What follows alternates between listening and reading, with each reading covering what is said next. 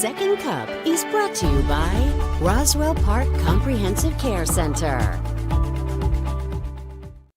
Hello. Good morning. It is 8 o'clock on the start of your Thursday. Glad you're with us for Second Cup. Woo. Here with my friend Jordan Patricia Broking, Hi. who is our 5 a.m. producer. You've been here since what time? What did you mean today? Yeah. No, Since- 3 days ago. I didn't know you meant like today or like how long my tenure has been here. Today, probably since just before midnight. Wow. So are you tired? Are you ready to go Nice. home? Depends. Okay. Depends Well, on the day. I am, and I've only been here since about 3:45. Well, So Clearly, one of us point. works more than the other. Okay, Jordan. Okay, Jordan. Well, you are so funny, Jordan. 2 days in a row. Yay, Jordan. Actually, Woo. we do have our friend Catherine Jane Morse with us as well this Yes, morning. with a special with guest. Our dear friend Logan Robert Geegan Gack. See? Just dropping full names. There we Hi. go. Guys, Hi. Hello. I'm so mad you didn't bring him to work. Who's that? Is that Uncle Ed? Uncle Ed. Uncle Ed is 2 Two steps steps ahead. That's ahead. favorite What do we song. say? Uncle Ed is 2 steps ahead. Hi, Logie. Watch what you said, 'cause he's 2 steps ahead. We sing that song at our house. Logie, can you give them a big smile? Look at that face. Can you tell them your favorite? I know, man. I'm the same way with your mom. Can you tell them your favorite new word? What is it? Is it da da da da? Is it da da da? Is it da da da? Is it da da da? We do a lot of talking, apparently. Not hi. Oh, Oh. he is the cutest. It's a so little, cute. it's a little chilly here, so we bundled up in a little sweater. Mommy didn't turn the heat on yet. That's okay. I don't blame you. Can you say hiya? Who's that? Hi. Uncle Ed? Do you want to show him your strawberry? Wow. Yeah. Oh my goodness. Do you like strawberries? We haven't tried those yet. Oh. But we like this one because it's crinkly. And we like the giraffe too. What do we do with the giraffe? Right to the face. Oh. Yeah. And the strawberry, so many things. Oh my god, I love it. Hi guys. How are Hi. you? How are you? Jordan, good one on Ed at the top of the show. Oh, No yeah, problem. she's so funny, Kitty. Hilarious. Learn from the best. Is she silly? Is Jordan silly? Can you say ha ha ha ha? Oh. Can you please bring him to work? Why didn't you bring him? It's harder, it's harder to get work done when he's with me. So You've got nothing to do anyway. there we go. And there's that. And there's our good buddy. And there's Uncle Ed. Can you say Uncle Ed is 2 steps ahead? Oh my goodness. Two.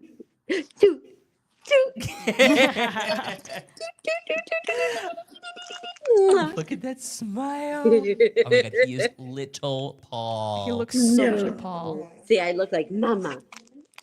I Oh my look God, like also Mama. his sweater is so cute. I know. It's a hand-me-down from Bridge. Oh my god, thanks, Bridget. Heather says this show brings a smile to my face. You guys are the best. Love special guest Logan. Yeah. well, yeah. He was happy he asked if he could be on today, so he was thrilled. Always. He doesn't need an invitation. Can you say 100%. da da da da da? Like you don't want to say it right now? Oh,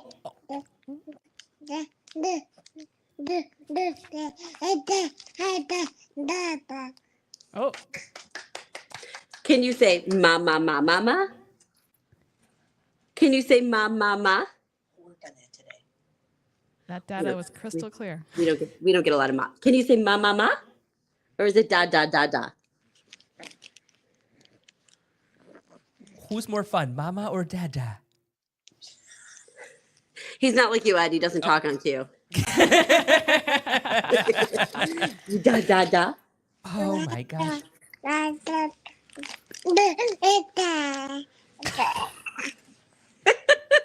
That's what you get. A da Oh my da. god. Yeah, da da. Jason heard it too. Data. Okay. Oh my gosh. Is it almost nap time? No, well, how many times is it? 8? No, he's been up for probably like an hour and a half or so. Oh, okay. Yeah. Oh my There God, we go. Katie, I cannot get over how big he is. I mean, everyone's saying the Seriously. same thing. Rachel says, oh my goodness, how precious he is. Look how big he's getting. Melly says, Lori, such a ray of sunshine. Can you say mama, mama, mama? And Katie, Yeah. I'm telling you, somebody is dying to babysit. Is it you? Grandma Jan. Oh, Grandma Jen. I was going to say, you told me you've never changed a diaper before, so I don't know. No, if not you're me. gonna babysit. Not me. Yeah. No. Grandma, you want Grandma Jan to come over and see you and babysit? It's so funny because Jan's been babysitting dogs more than she's been babysitting children these days. Oh my God. And so, one of the first things she said to me and she'll deny this to her the day she dies. One of the first things she said to me when I first came out was, I'm never going to have grandkids. Well, she can turn with this little guy sometime soon. There you go. Okay, good. All right, you guys, we love you. I think we're going to run and Okay. talk about all the very important topics that you have done. You say da, da, da? Bye, Logan. Bye. You wanna go play- what? Oh, Bye, guys. I'll see you do later. something fun with him before you go. Okay. Mommy's so much fun. Mommy's fun. Mommy. Oh, okay. Bye, guys. Bye. Oh my God, so cute. So Love him so adorable. much. Rachel says, so beyond adorable. I just want to squeeze him. I could literally just watch the live feed of that all morning long. Seriously. Lynette, he's adorable. I can't believe how big he's getting. Yeah, Katie just had to run home. She was here this morning, obviously. But, sometimes when you're working the shift and, being a mom at the same time is a Yeah. little bit difficult. So Logan's high enough. Bye. Yeah. he's like, I'm done with you fools. Yes, That's pretty fine.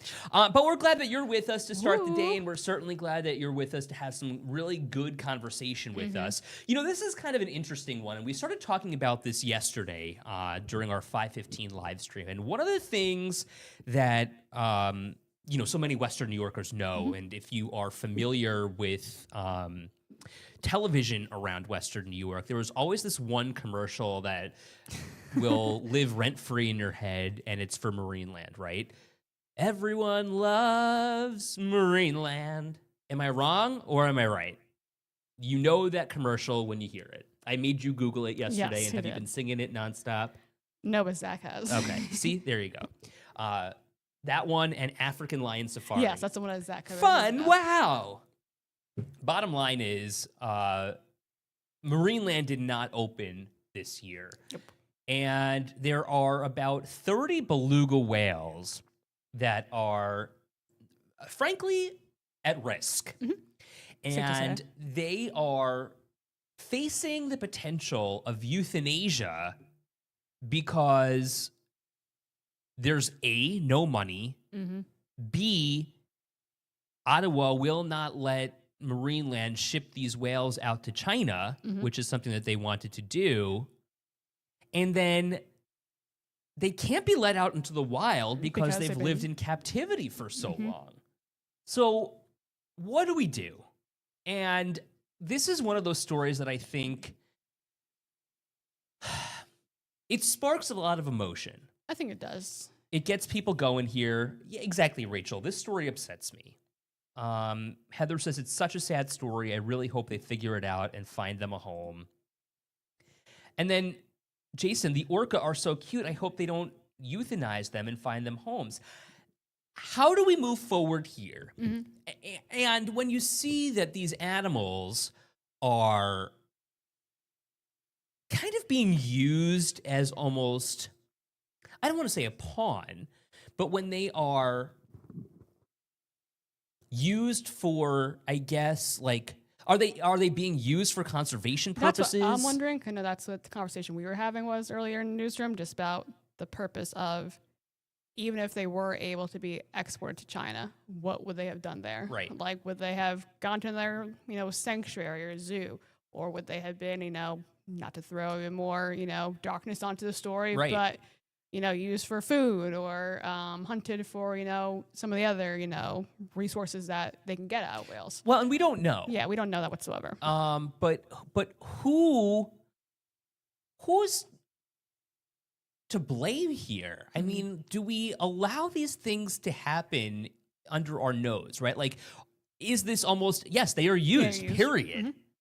We are allowing these places to open and we are able to see what these animals are like up close and personal. We are able to observe and understand their life. You know, it's almost like the same thing with a zoo, right? I was gonna say like almost the same thing as a zoo, or even like SeaWorld. Well, that's exactly it. Other big, marine, because I know SeaWorld is almost always in news, at least like once a year, or like maybe a little less frequent than that for similar instances. Maybe not for beluga whales, specifically, but some other animal, whether it's, them having to close down something and having to, try to find new homes for those animals, or, they also maybe just end up euthanizing those too, or even just like how they even capture these whales to begin with. Yes. So I feel like there's always going to be some sort of unfortunate controversy, no matter who is really running these parks or whatever. I mean, unfortunately, that's just the case. Well, So my thought is that this is a business, and what I guess what I'm trying to get at here is that when any business is then responsible for an animal's life, the business has the potential for failure. they do. And if that risk exists, which obviously it does, how do we mitigate the risk then for euthanasia? How do we mitigate the risk for the animals? Because now, I mean, it's almost like we, as in like the government, allowed them to have a permit, allowed them to do whatever it is that they're doing, but now they face the possibility of killing these animals. But it almost seems like the government's also kind of like split within itself, because you had the one I think we had the guy from the parliament today that his soundbite saying that it's Ottawa's responsibility, or it's Ontario's, I should say, excuse me. Well, Ottawa too. Ottawa too. But it's like it's primarily, I think he said, Ontario's job to really kind of figure it out, but also it comes down to, again, Ottawa as well. But you also had the Canadian fisheries minister, kind of saying, we can't really do anything. We can't bail them out. We can't bail them out. But at what point do we say, okay, like we can't let this happen? I don't even know. So now there are other animals still in the park. Advocates obviously saying that they can't be released because they have been in captivity and have been raised outside of the wild, but officials are hopeful still that they'll be saved. Here's a good one from Joyce. They should donate them to other marine parks that breed them. They're responsible. I mean, how many other, I guess, my next question is, big marine parks are there around here? Right. I mean, especially in this area, because the Aquarium of Niagara is really the only one I can think of. Yeah. And, we should point out that this is specifically in Canada. The Aquarium of Niagara, obviously in Niagara Falls, two different countries, despite the fact that we're so close. Well, yeah, exactly. But even then, I think someone else said this earlier too. It's that the aquarium can't really take them because they're always, or it's just too small at this point. I mean, there's not really a huge marine park for something like this, even in the U.S. Even if they were to, try to come with some agreement between the two countries here, it's like, where do they go? Crystal says, this is heartbreaking. I'd love to know why their permit to relocate was denied. My mom wondering, who do you contact about this? Honestly, it sounds like the people that you need to contact here, if you are certainly concerned about this, would be the Ontario government. The Ontario, I would even call the Niagara Falls mayor, Jim Diodati. That's a potential. We're talking Niagara Falls, Ontario, of course. But, their government is run so differently than ours. Very much so. But, certainly there are local officials I think that we they can call. they would be remiss if they didn't listen to the U.S. voice in this, because there's so many people who obviously travel from Western York, especially over to Niagara Falls, Canada, for all the attractions there. Heather says, how about let's show a human side and find other zoos, something to take the animals. Lori, agree, but release as a pod, they might have a chance. That's okay, true. That's interesting. Here's Amy's thought. Amy says there should always be an emergency plan for these businesses, to my point. That is a good idea, yes. Right? Like having a secondary place to go just in case. What if, for instance, there's a natural disaster and 100%. Something happens to MarineLand physically? What would happen to the animals? Good question. Adir, good morning to you. In the USA, these organizations are monitored by the USDA. Okay, interesting. And the Association of Zoos and Aquariums, which has very stringent guidelines. Interesting. Though Amy says the Niagara Aquarium is way too Exactly. outdated and too small for these whales. That's a great question, Lori. I don't know. And then, yeah, Mary, guess someone would need to see the written contract. Great point. 100%. Joyce says the government that gives these permits should only allow so much breeding at parks and zoos. So I got to be honest with you. I was having a conversation with a friend the other day who is really into animal conservation and studying animals. And his viewpoint is so fascinating to me because one thing that he was telling me was that, like after Jane Goodall died, he was a little upset because he had studied it's not orangutans, but something with a B. What's the monkey with a B? Baboons. Baboons, yeah. In South Africa. And I'm listening to him talk and like his passion really comes out. And he is just so interesting to me to speak with. And my next question was, I was like peppering him with questions. I'm like, I feel like I'm interviewing you, but I'm so interested. Do you like zoos? I mean, And he's just where? He's like, no. And I said, well, okay, that's interesting. Like, explore that for me. And he's like, if not for the zoo, on one hand, people would not be able to learn and understand the habitat for these animals or understand the ecology and the evolution of these animals. But on the other hand, they're just kept in captivity. Well, yeah. These are not their natural habitats. And, perhaps they would not be able to thrive or even survive in the wild. But at the same time, you're kind of like, you just want them to live the life the way they were meant to live. So I'm just going through Giovanni Ligi's story here because he reported on this yesterday. The Canadian Parliament says, I don't think we should be bailing out MarineLand. There's 1,000 acres of land there that I'm sure they'll sell at some point in time, but the government in Ontario has a responsibility under the PAWS Act, P-A-W-S Act, to make sure that these whales are safe and they can put procedures in place to make sure that whatever they do, whatever money they spend, they can recoup it from MarineLand. I don't know if that's the most satisfactory answer. Yeah, I mean, I think that's just kind of like the bandit approach. Like, I think like typical, lawmakers would make at first when they're trying to, I don't want to say buy themselves time to come up with a better response, but just some sort of, response just to give out at this point. This was also first reported, we should point out, by our friends at BTPM, the Buffalo Toronto Public Media. I'm just going through their web story as well. They're basically reporting that MarineLand is accountable here, but suggests that the Ontario government steps in. That's also an interesting point from their article, too. It says a proposed whale sanctuary in Nova Scotia is not yet operational, but that was another option that they possibly said. So, I mean, if they had more time, maybe that would be an option because Nova Scotia isn't too far from where Niagara Falls is or anything like that. Okay, so they're saying that animal rights groups are condemning MarineLand's threat to euthanize the belugas. World Animal Protection Canada is asking the Ontario government to intervene and seize the whales. Its wildlife campaign manager, I guess from this organization, says that it's morally reprehensible for MarineLand to hold Ottawa hostage for making what she says is essentially the right decision. Interesting. I'm not really sure what that means, I don't know. but nonetheless, this is still, kind of looming out there. Kathalina, good morning to you. Never should be captive anyway, innocent creatures. Though Lori, who is a big proponent of the zoo, says the animals at zoos are ambassadors for teaching people about the species and their environment. So, that's the one argument that my friend had.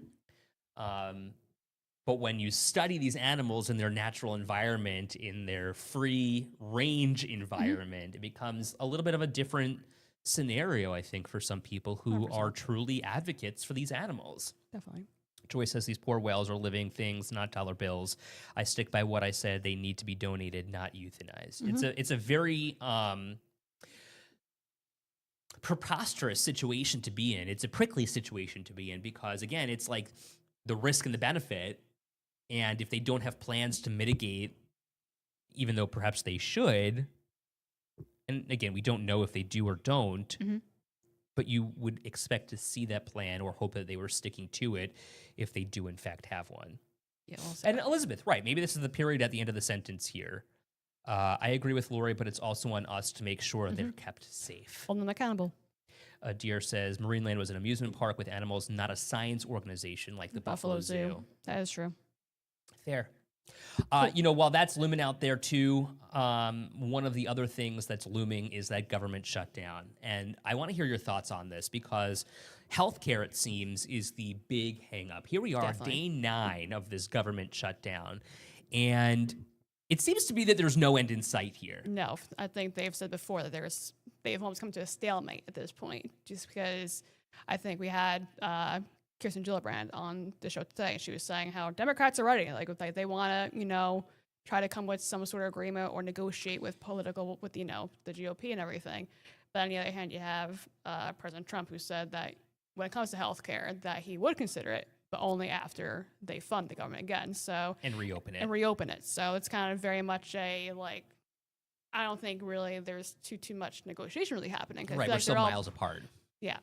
When it comes to the shutdown, though, what Gillibrand is saying is that if current subsidies that are in place right now from the Affordable Care Act are not extended or at least renewed, families and, frankly, even individual people could see higher prices. I think they said, according to the graphic earlier, if Do you're we have that graphic? Jordan? no, that bill breakdown was the dining out. Oh, okay.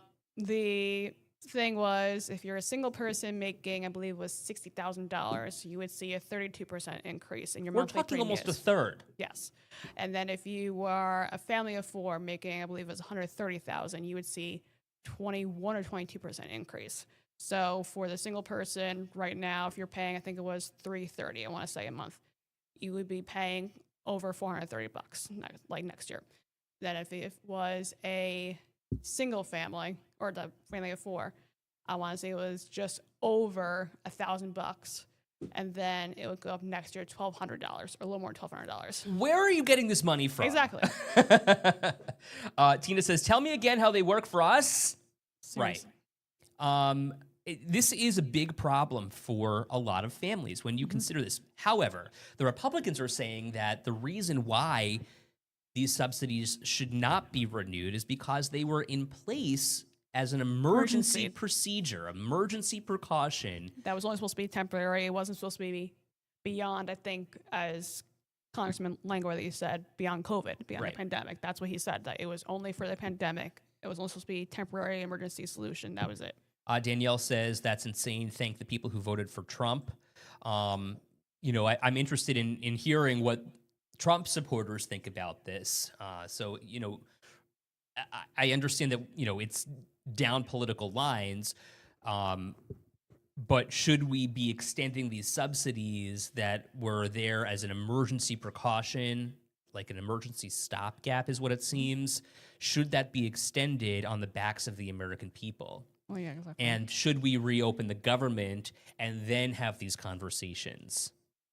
I think it's a matter of who's able, I think, to really, extend that, branch and be like, okay, let's kind of come up with a different solution. 'Cause I think the Republican solution is, or what they want to see passed, is the current fund that's in place right now for, I think it was 6 or 7 weeks. And then once that 6 or 7 weeks takes place, then maybe there'd be more negotiation during that time to then, reopen the government for however long would be after those 6 or 7 weeks Right. are up. So I think it's definitely interesting. Shirley point says kind of both back and parties forth. are to blame here. Joyce says it's going to be a forever battle between the Democrats and Republicans and the American people, right? Like, at the end of the day, we're all in the middle of this. Years and years ago, Mary says Medicaid was for seniors. What happened? Everything. But then listen to this. Paula, my mom is in independent living, and they just raised her rent $200 Jeez. a month.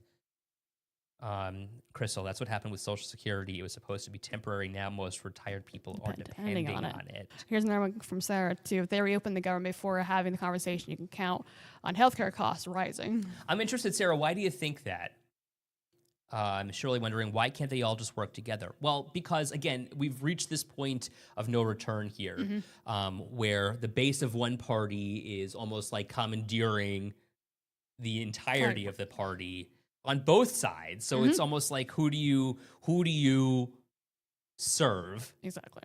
The minority or the whole. And then have we reached a tipping point in politics where we need to say, let's stop focusing on re-election and let's just work for the people who elected us to be here in the first place? I think there was a few people who have said that in the past. Like, we've been covering that government shutdown for the last, 9 days now. Essentially, it's happened. And there's been plenty of people who have said the same exact thing, that they think maybe it is because of, that re-election up for debate. And then I know it's 2025, midterms are next year. So it really comes down to kind of who is best serving your people. And we should point out that lawmakers here and the president, well, regardless of whether the president is taking a check or not, and, I guess this is more theological than anything else. In theory, he's getting a paycheck still. Yeah, they're still getting paid. And so are these lawmakers. This is an interesting comment from Jason. We need health insurance for all. Universal health care would cover it.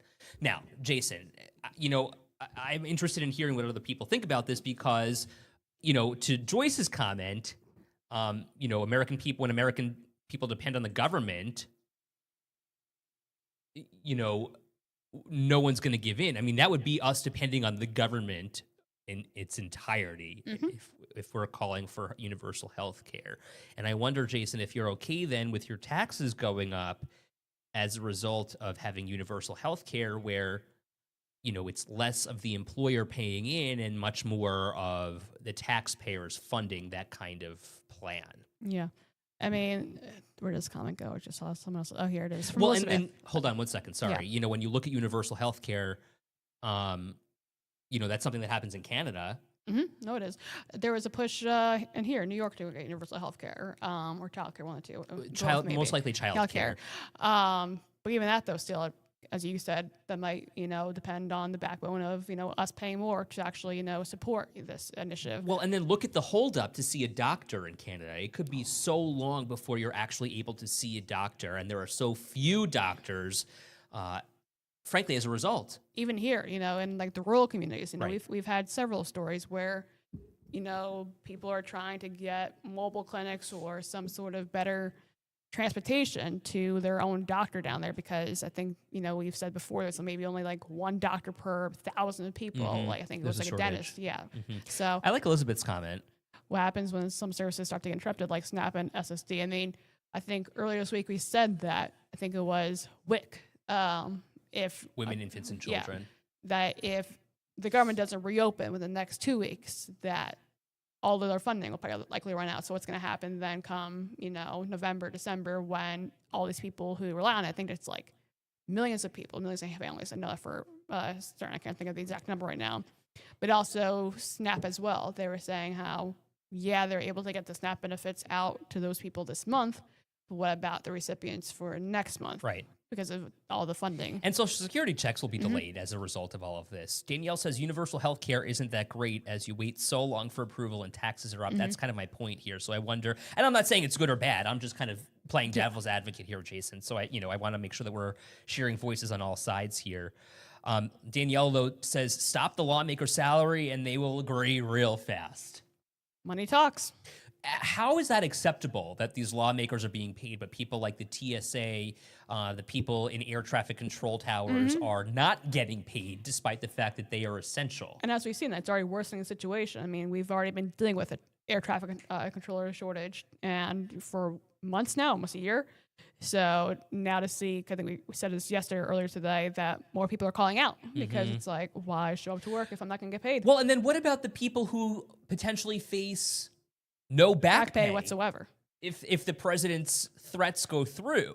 And also the IRS saying that's furloughing half of its workforce because of the lapse in funding. And now those new staffing levels will be in place until April, right at the height of tax season and everything like that. So how is that going to, ripple and play out later on? Elizabeth says, I know some people who literally depend on SNAP and SSI to live, people who have worked and paid into the government for their entire lives, right? And they deserve that payout, right?